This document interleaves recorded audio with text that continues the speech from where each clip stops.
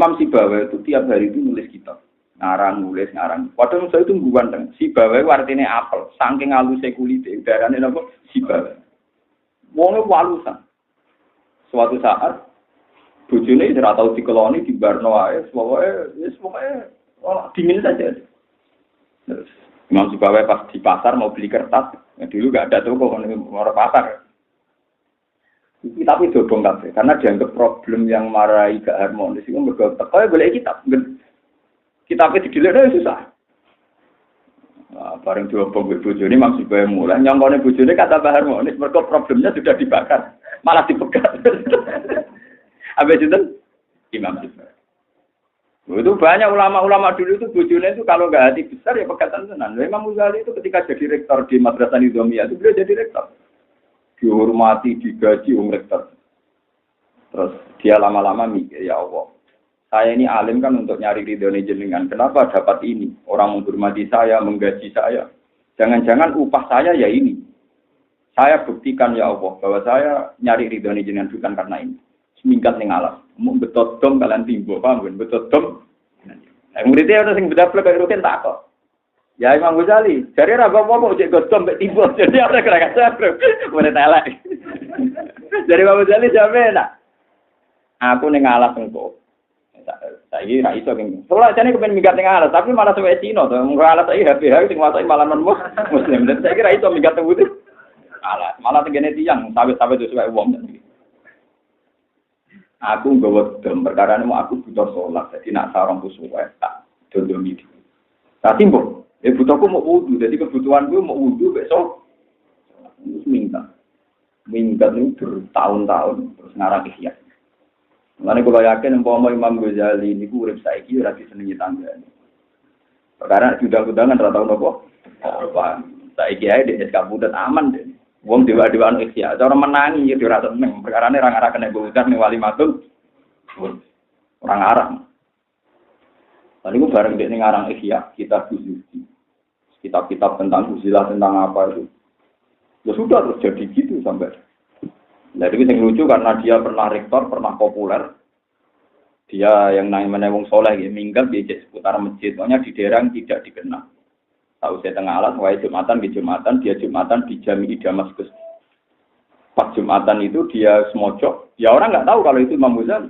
Karena dia kayak orang awam mojok. Beliau khotibah itu menyitir menurut Imam Ghazali. Mereka Imam Ghazali populer sekali. Seorang khotib saja mengutip menurut. Ya dia makmumnya sing godom sing pojok niku. Imam Ghazali. Terus dia merasa tidak aman. Kalau minggat di kawasan sini tidak aman. Karena si khotib mengutip kolal imam minggat menaik. Ya sudah begitu kehidupannya ulama-ulama. Nggak balik malah terbujuk. Orang pegatan rekanan bujurnya dinyali tenan. Apa itu ya? Darah pegatan. Dari bujur. Pokoknya di darah pegatan tulis alhamdulillah. Gak jurusilah. Tapi memang orang-orangnya alim betul loh. Kalau sampean pegatan kan orang pengaruh. Ya. Orang alim aja orang hormat tuh. Ora oleh dusun. Awang alim mangsa, alim kaliber to lho, sing kaliber tenan. Paham terus niki cerita nggih jenengan. Jadi jenengan cobalah sakniki mumpung wulan Ramadan. Coba cintailah Allah itu dengan cinta yang sejati. Dilatih dari reputasi Anda. Kula nu tak latih nganti sakniki ini kula dijajah hizib Nasr itu karangane Sayyid Syekh Hasan As-Saidi. Itu hizib paling populer di kalangan santri. Itu saya punya ijazah dari kiai-kiai top, termasuk dari bapak saya. Itu tidak pernah saya baca. Bukan karena saya sombong, saking saya ingin melatih tauhid. Yang ngarang juga sudah tak fatihai. Maaf saya tidak baca ini terpaksa, karena saya ini ulama, saya harus menjaga 1-2 hal. Perhitungan saya sederhana. Kalau saya sering baca hizib dan kemudian saya hidup, padahal kabari, butenan lurah. Dari nak kiai itu jadi dijajal di santet. Kabari nak kiai jajal di gunung-gunung. Kalau kita sering baca hizib, tentu kita berpikir selama ini kita sehat dan apa mergo maca hizib sehingga gunung-gunung gak mandi, santet gak mandi. Tapi itu melukai tauhid. Pertanyaannya adalah, kowe nganti urip saiki rata-rata orang jadi kiai kan umur 30 tahun atau 40 tahun. Berarti ada masa 30 tahun, 40 tahun di mana Anda tanpa hizib itu toh sudah sehat. Berarti kowe ora kena santet, ora kena gunung-gunung krana Allah tak krana hizib itu. Krana Allah kan? Kenapa saiki ketemu tua, bareng gue defisit, malah tau kita merusak. Saiki nak selamat dari corona mau apa? Iya betul. Coba defisit kan malah keyakinan bahwa saiki selamat. Corona duwe napa? Padahal berpuluh-puluh tahun zaman kita urung duwe hijab ya wis napa? Selamat. Makanya mboten kula waca. Lah bareng kula waca niki kan kula dikandani iki tuwa. Hak kowe ngiyai nyaran ning omah. Kowe maca-maca hijab. Wah ibu saya itu sudah nangis ini kita nyata. Walhasil mboten nan orang mung jare wong. Kula nu ora pati rasa-rasane wong, ora kula cara pangeran to. Kula nu biasa hubungan mbek pangeran. Walhasil jare wong-wong niku rame-rame sesuk Gus niku wonten dom ngeten-ngeten. Aku lagi sing ngomong ngeten. Ini kisah nyata. Dom iku jupuk, tapi ora usah maca bismillah, haram ki maca bismillah. Mari dase gede. Tapi murang ramanti. Lha ibu saya itu nangis kon golek ilmu tuwa. Wong ora apa-apa tangisi, misale papa aku wis mati to. Nah ini cerita ya, betapa memang kita ini ada masa-masa tauhid kita ini. Sebab itu misalnya dalihnya orang yang jadi lonte, jadi WTS atau jadi koruptor. Aku nak orang ini ramangan. Uang sah jadi lonte, itu kan umur 17 sampai 20 tahun. Berarti ada masa di mana tanpa kelonteannya juga sudah mangan dan juga untuk rezeki. Loh kenapa setelah sekarang lonte jadi profesi mengatakan tanpa ini tidak punya rezeki? Begitu juga apa jadi ustaz, jadi kiai. Kita ini berpuluh-puluh tahun mondok. Ya duwe rezeki ya itu seneng.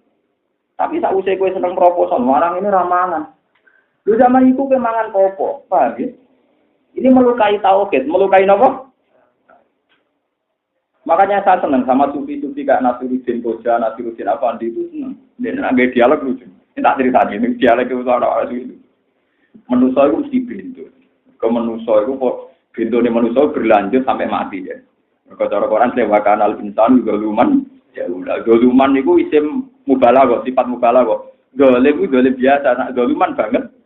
Jadi ghafir itu nyepuro biasa, nak ghafur akeh nyepuran. Syakir itu kok syukur biasa, nak syakur akeh napa syukure.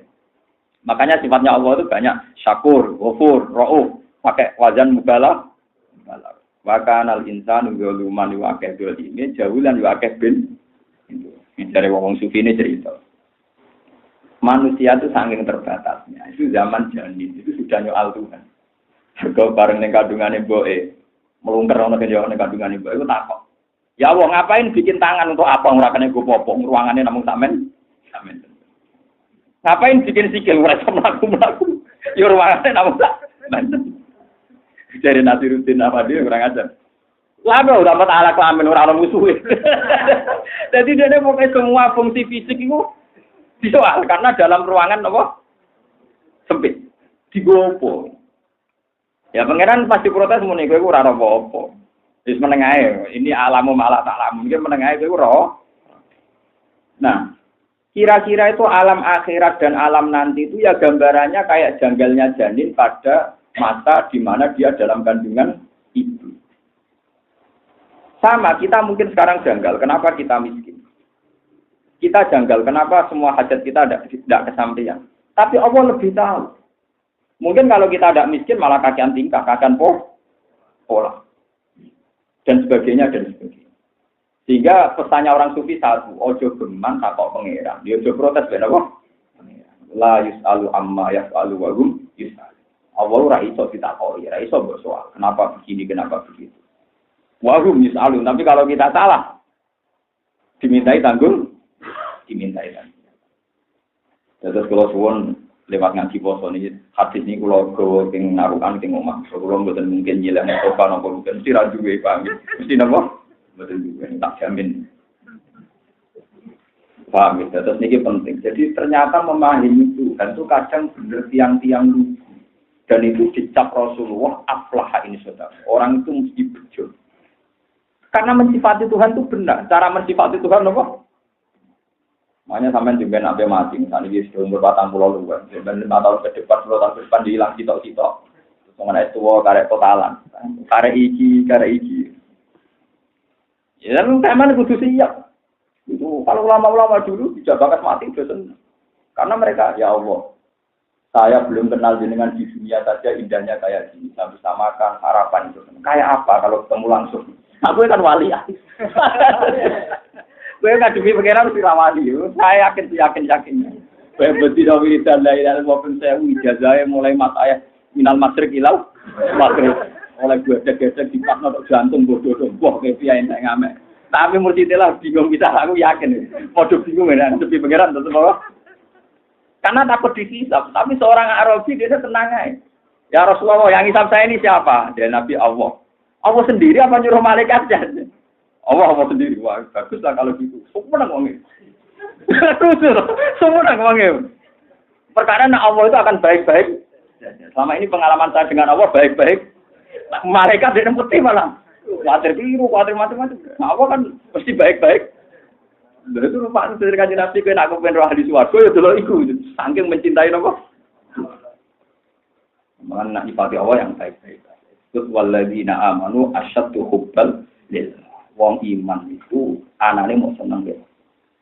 Itu kalau nak maca teng Ihya dulu. Imam Ghazali nyontokno barang-barang sepele seputar keseharian kita.